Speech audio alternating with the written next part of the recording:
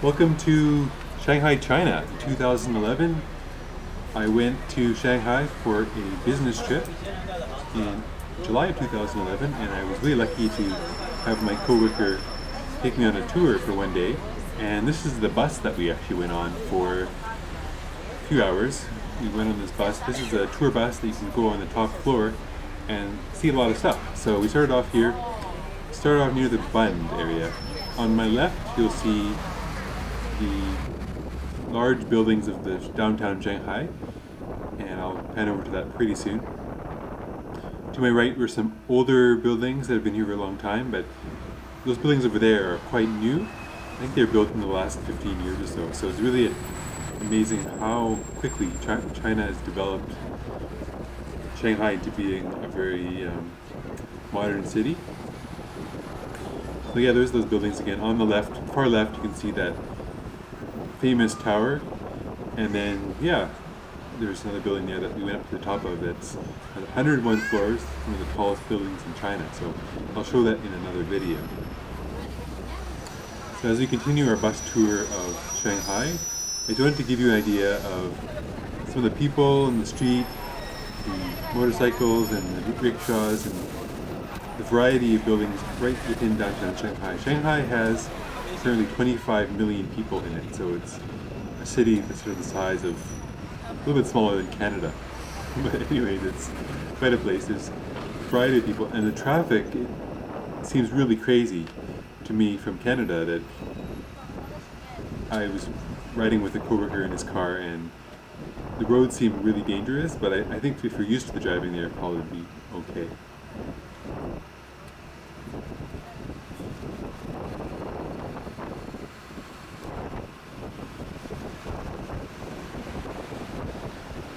So those buses are actually electric trolley buses, and that seems pretty good for the environment. You can see that guy going on there. Some of them are, that one looks like it's not.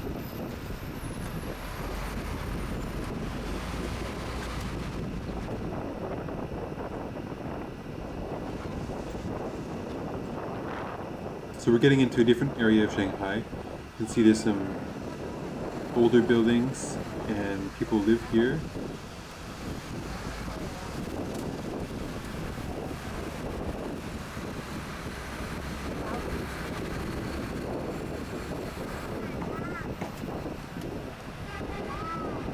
I really wish I could speak Mandarin because there's a lot of wonderful people in Shanghai, and it would be really nice to be able to communicate with them in their language, but I found that most people I met didn't understand very much English. And in the hotel they had English, and of course my coworkers speak great English, but it was a little bit challenging. But the subways do have English on all the signs, so I didn't feel lost, and I was able to get around the city by subway.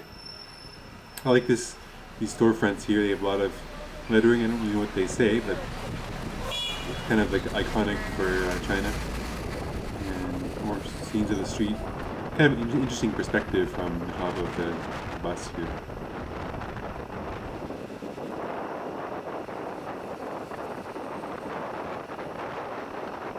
And that's quite a change from that other area. Now we have what looks like a very fancy building with a large sort of garden in the front.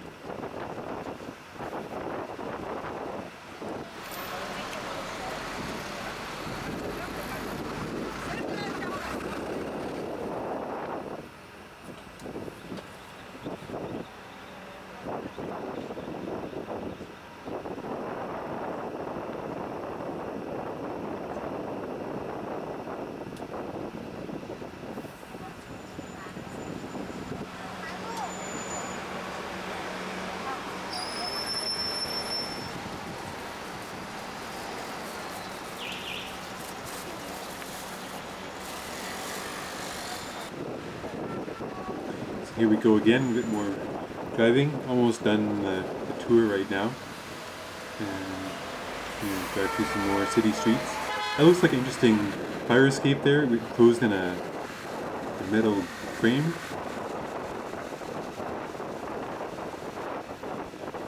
There's so many wonderful, interesting places to visit. if only I could understand more the language and have a local's perspective, but it was really nice to have a native speaker as my guide. Winston was a great tour guide, so thanks a lot to him.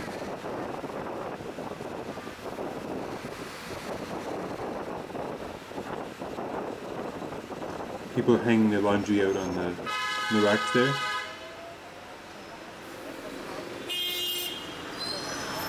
And that's a very interesting contrast. You have a really fancy car. I think Shanghai is home to some of China's richest people, as well as a growing middle class. And then, I don't know, people in Shanghai seem to be doing pretty well. The city is flourishing, and yeah, it's really nice to have made a visit there. So thanks a lot. I'll talk to you next time. Bye.